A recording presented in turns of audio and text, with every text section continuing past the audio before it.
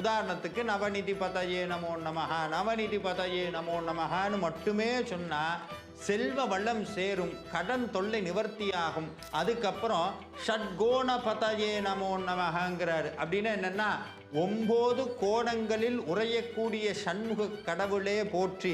நம்ம வீட்டில் 6 தீபம் ஏற்றுறோம், அந்த ஷட்கோண கோலம் போட்டு 6 தீபம் ஏற்றுறோம் பாருங்க. அப்போ இந்த மந்திரத்தை சொல்லலாம். ஓம் ஷட்கோண பதயே நமோ நமஹ, ஷட்கோண பதயே நமோ நமஹ. அவ்வளவு ஆற்றல் மிக்கிறது. அதுக்கப்புறம் ஷட்கோஷ பதயே நமோ நமஹ, அதாவது நம்மளுடைய உடம்பு அன்னமய கோஷம், பிராணமய கோஷம், விஞ்ஞானமய கோஷம்னு 5 உடல்கள் நம்ம இடத்துல இருக்கு. இந்த 5 உடல்களுக்கும் ஆதார சக்தியாகி 6வது உடலாக இருக்கக்கூடிய முருகப்பெருமானை போற்றுகிறார். இதை சொன்னா நோய் நிவர்த்தியாகும். சுபநிதி பதயே நமோ நமஹ.